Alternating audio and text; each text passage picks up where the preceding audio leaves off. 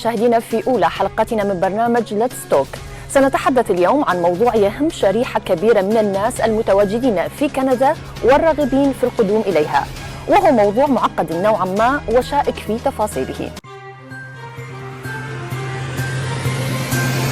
لطالما شكى اللاجئون والمهاجرون في كندا من بطء الإجراءات القانونية في تقييم ملفاتهم والنظر فيها، ويعزو مختصون ومحامون هذا التأخير لأسباب عدة، أبرزها دخول أعداد كبيرة من المهاجرين غير الشرعيين عبر الحدود البرية المشتركة بين الولايات المتحدة وكندا، بالإضافة إلى نقص التقنيات الحديثة المستخدمة في التقديم.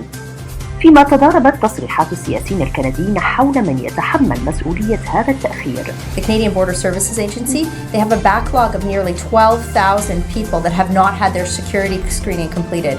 Most of those people are people who have illegally entered Canada from the United States to claim asylum, which we have an agreement with the US that says that they shouldn't be doing that, essentially.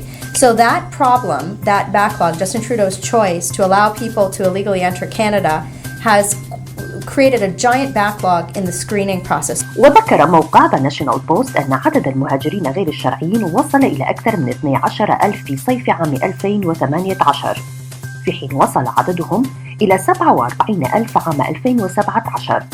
23,000 منهم فقط حصلوا على مسمى حماية اللاجئين. يذكر أن قدوم هذا العدد الكبير من المهاجرين جاء بعد وصول الرئيس الأمريكي دونالد ترامب إلى السلطة وتعهده بترحيل الملايين من الولايات المتحدة. وتعتزم السلطات الكندية مواصلة حملاتها التوعوية لتصحيح المعلومات الخاطئة التي تقول بأنه من السهل الحصول على طلب لجوء في كندا. يذكر أن وزير الهجرة الكندي أحمد حسين صرح بأن أولويات بلاده هي حماية صحة وأمن الكنديين، ولا يمكن الدخول كيفما كان إلى كندا. طبعا رفاه معك حق، موضوع جدا شائك وفي كثير من الثغرات. مثل ما شفنا نحن وياك الفيديو قبل شوي بيحكي بالتفاصيل عن المشاكل الناس اللي بيفوتوا عبر الحدود الكندية بشكل غير شرعي. خلينا نسأل مستر مايكل لوباك على الموضوع هذا.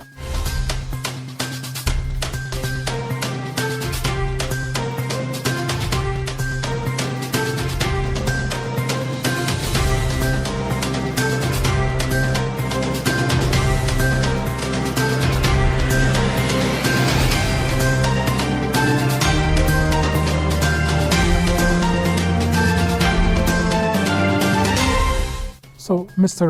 Lopak, you saw the video. It's a big issue for many Canadians, for the government, and many people talk about it, whether the opposition or the government. So what do you think about this issue? It's complex. There's been a recent big surge in asylum claims in Canada, refugee claims in Canada. The difference is the people who come from the United States. Our asylum intake in 2016 was about 23,000, somewhere along the lines of what the Refugee Board can process. In 2017, it was 47,000. The difference was people crossing land borders, mainly in Quebec, Manitoba, British Columbia, coming from the United States. That is the nub of the difference in the numbers. Now, to understand that, what happened, you have to go back to 2004. Up to 2004, our borders were completely open for asylum claims.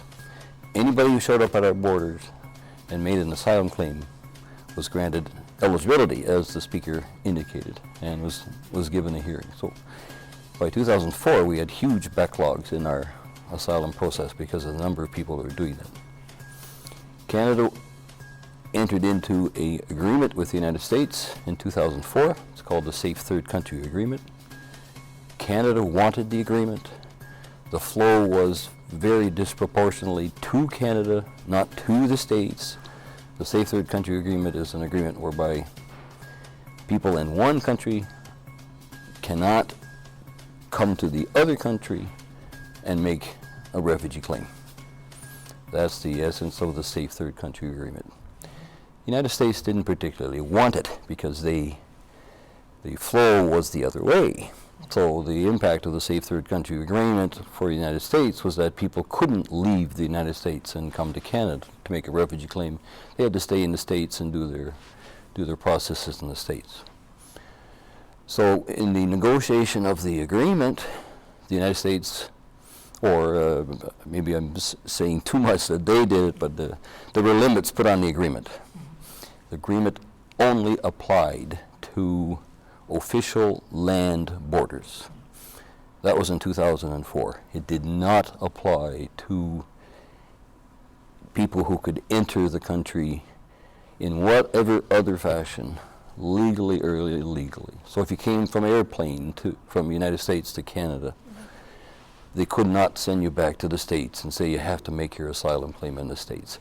If you sneaked in, if you came in with a visa, however you got into Canada, you were entitled to make an asylum claim in Canada. So the agreement had a loophole, which was, as of 2017, the loophole began to be exploited. It was not exploited in any kind of major fashion from 2004 to 2016. It was always there.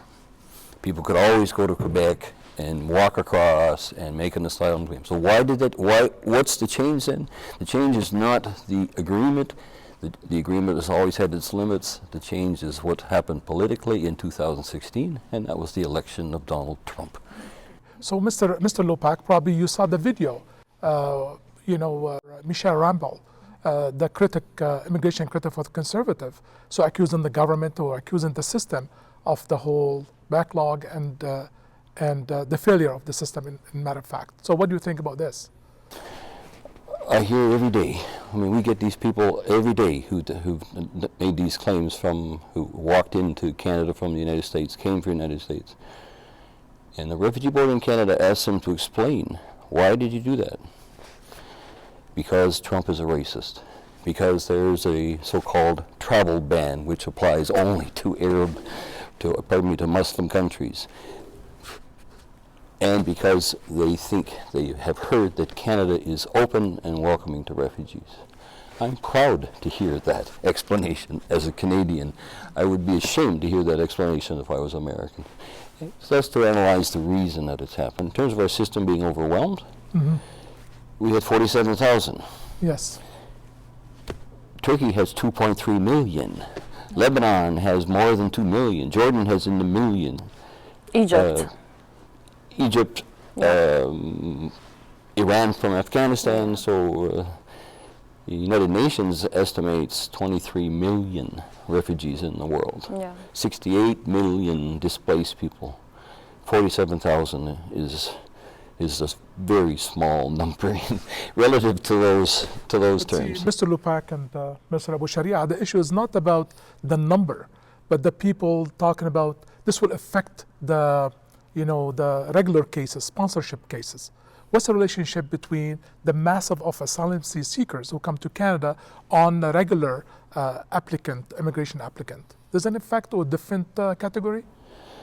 I think there's probably an effect in the processing of security clearances, because we only have, for all our immigration system, however you come to Canada, you have to get a security clearance. There's only one place to get it, the Canadian Security Intelligence Service. So they're backlogged, so yes, it's going to put pressure on the intelligence system to do security clearances. But in terms of the other programs, they're basically independent. The sponsorship program is independent. The economic immigrant program is independent. There's no effect. There's no effect, in your opinion. The only effect. I heard a lot of complaint. The only effect would be with respect to these security clearances, that they're backlogged because they're only done in one place.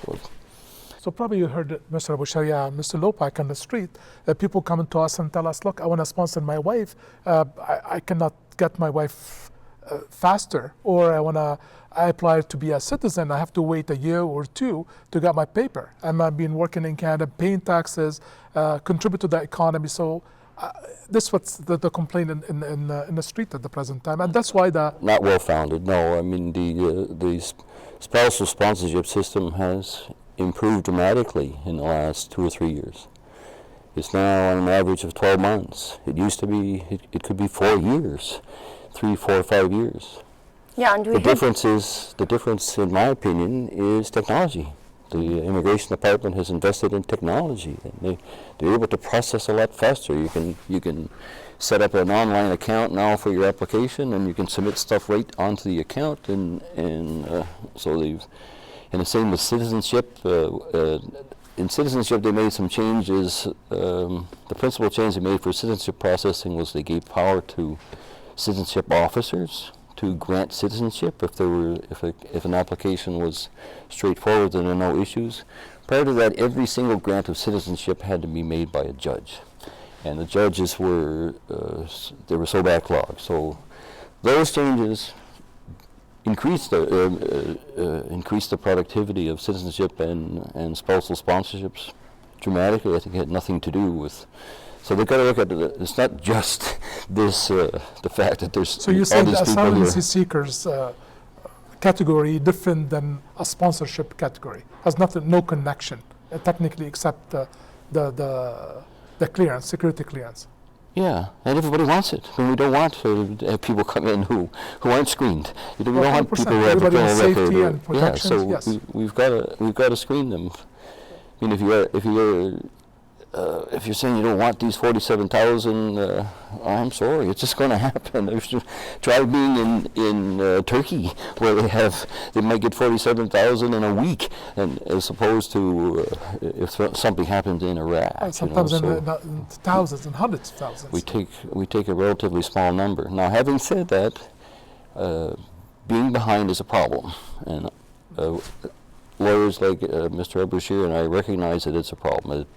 A backlog in the refugee processing system encourages weak cases. People come along, and if they know it's going to take 2 years, and they got a marginal case or a weak case, they would think twice about making a claim, or they would think differently about making a refugee claim if they know they're going to get a decision which will likely be a negative decision in 4 months. عفوا تعليقا على حديث النائبة ميشيل رامبل الذي يتعلق بأنها تحاول أن تلقي اللوم على حكومة الليبرالز في عدد اللاجئين، أن عدد اللاجئين الكثر أثر على البروسيس وموضوع الكفالات. هذا حديث طبعا مردود عليه، لأن الأشخاص الذين يأتون إلى كندا كلاجئين يأتون لأنهم معرضون للاضطهاد في بلادهم، ونحن بموجب الاتفاقيات الدولية ملزمون بأن نسمع منهم وأن نقرر في كافة قضاياهم. شكرا ضيوفنا الكرام، شكرا على هذه المعلومات الشيقة. مشاهدينا الكرام، شكرا لكم أيضا على حسن المتابعة. سنكمل معلومات الهجرة واللجوء في الحلقة القادمة، تابعونا.